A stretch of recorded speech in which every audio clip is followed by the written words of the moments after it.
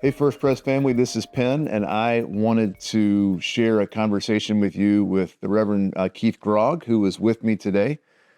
Keith is the pastor at Montreat Presbyterian Church, which is inside the gates of the Montreat Conference Center. It is, if you've been to Montreat before, which is where we have lots of retreats as a congregation, youth conferences, Presbyterian women are going to go up there later next spring. Montreat Presbyterian Church meets for worship in Upper Anderson during the year. And in the summer, they combine with the conference center, and their worship is in Anderson Auditorium. So, Keith, we're glad you're here. Thanks for being here. I think you've got a daughter who lives up near Davidson, and so you have kind of located here with your wife and mother-in-law for a little bit. Yeah, we're based here. We're making trips back and forth to Montreat to check in and to just kind of keep updated and keep in the community. They're doing amazing, astonishing work in Montreat right now, both the town of Montreat and the Montreat Conference Center, and both of those are massively important to the community. Other entities are down there too, also doing great work. Montreat College, Presbyterian Heritage Center, I don't want to leave them out, but I'm interacting mainly with town who are just, you wouldn't believe how tremendous the progress has been. But I also don't want to overstate, it's not ready for all of us Montreat residents to come back in just yet. That would be a little bit too much strain on the infrastructure, but we're in and out and interacting with the other local. Can I say a word too about Black Mountain Presbyterian Church? They're our neighbors right down the road from us.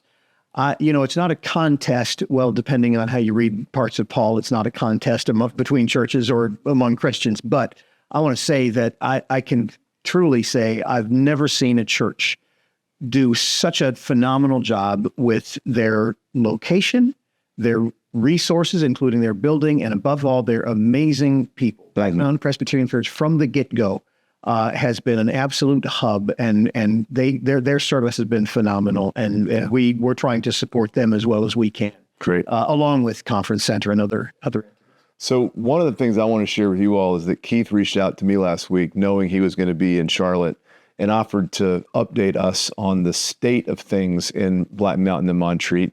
And then we decided we would do this as a way to capture that conversation. So, Keith, I'd love if you could you began to do this, but kind of update the congregation on what's it like up there. I mean, we've all seen the headlines, but I mean, having somebody who's been on the ground and knows and loves that place so well.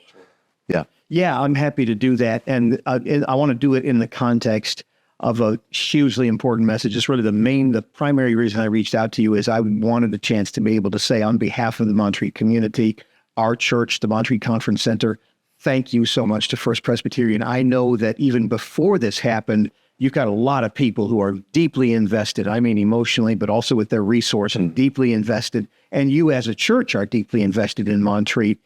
It's a unique, spiritual, powerful incubator in Montreat, and again, the conference center just plays such a pivotal role in the spiritual development of people from all over the world, all over the country, definitely all over this region.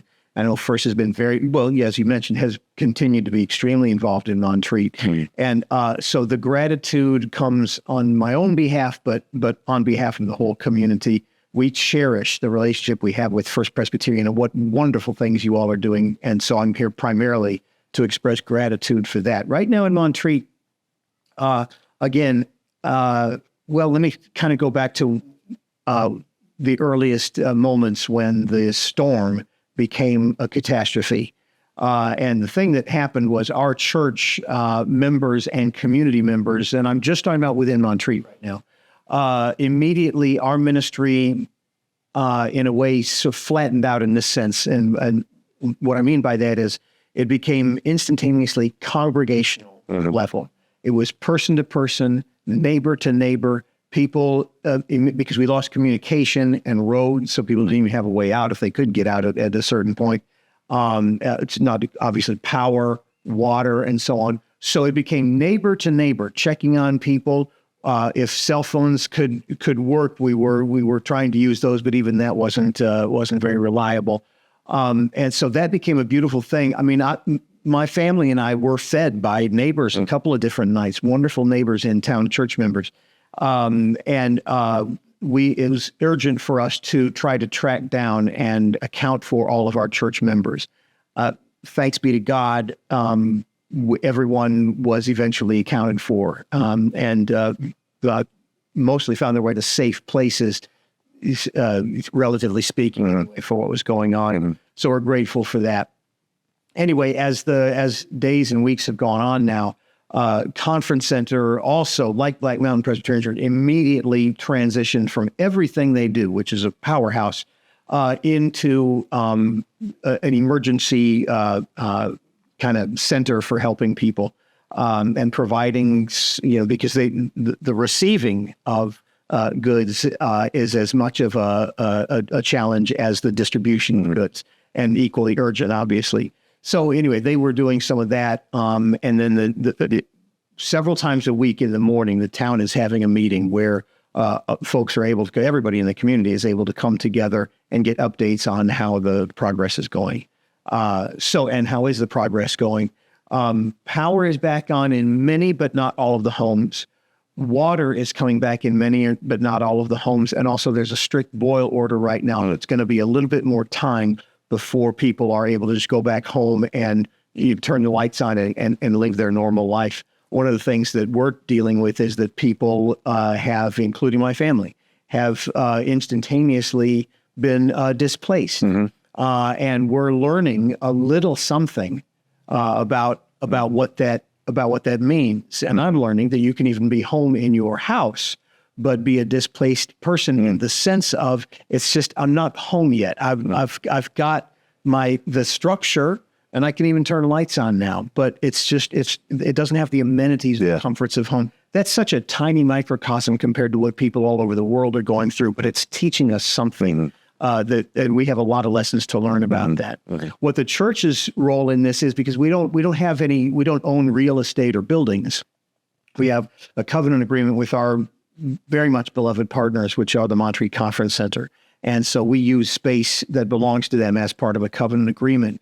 So what we're really trying to do is sound the bell that resources, specifically financial resources, but others as well, volunteer and so on, are going to be needed in the near, intermediate, and long term for Montreat. I'm not talking about for the conference center, and I'm talking about for the town, but our interest is so deep in preserving and maintaining what the conference center is able to do. How does it feel when you go back to Montreat? And I'm also curious, what have most residents done what you and your wife have done? Have they evacuated, and are they squatting somewhere else in the meantime? I'll say a majority of our church folks who live in the town of Montreat have done that, and what a blessing that is to have places where people can go. Our office administrator set up in New Orleans. She's calling that Montreat Central Command down there. We had an elder who was out in California. And part of the reason that I'm here in this area, based here and going back and forth, is the communication is much easier from this location. So it's actually, I can communicate better with Montreat nation, Montreat at large, by being based here than I could be if I were based in Montreat right now. I'm really good at not answering the question in sense. What did you say? Oh, how does it feel? Yeah. I'll tell you, I've said several times to different people in different contexts, I'm pretty good at compartmentalizing. You get the lump in the throat sometimes when great relevant questions like that are it's disorienting. And again, there are people from our church and from the community who have decided to stay, and they are contributing to the life of Montreat right now. They're making a difference there. The important thing was for as many of us really as possible, or who could make this happen, to clear out a little bit, at least while the crews are doing the infrastructure work and so on. And again, you don't want to drain the water supply too much. They're actually trying to rebuild that. They had to refill the town tanks so they could drain them and then refill them again, so that water can be sent off for testing.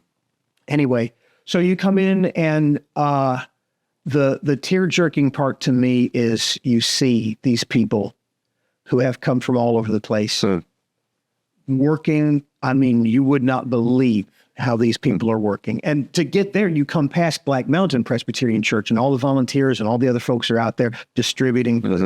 It's astonishing. And then you come in a little further, and you see, you know, the visible wreckage right now tends to be on the sides of the roads where the forestry and so on that's been damaged is all kind of piled. The roads have been mainly cleared right now. But then you come in further and you see the people who have stayed. And I'm talking about Montreat Conference Center personnel. I'm talking about our church folks. I'm talking about community people from the college. And those people also just have been day and night. I can't imagine doing what they do. It's phenomenal. So I'm kind of ringing the bell for all of those. And by the way, when I ask them what message they would like me to share, everybody's first response is thank you. That's so crucial to us right now. We want people to know the deep gratitude that we have, and time for us now to pay that forward. All these poor people who've been affected by Milton. And of course, these things go on and on. So we're all going to play a continuing role in that as well. We know how it feels now to be the recipients of this kind of love from our community and the world and the region. Well, I want to wrap this conversation by sharing with you all in the congregation, a word of thanks for what you've done so far in response to this. You all know the first Sunday this happened, we collected an offering and started a fund for Western North Carolina hurricane relief. We are directing that particularly to our Presbyterian partners in the region. Montreat, Camp Greer, First Pres, Asheville, Black Mountain Pres. That's who we're working with because they're on the ground.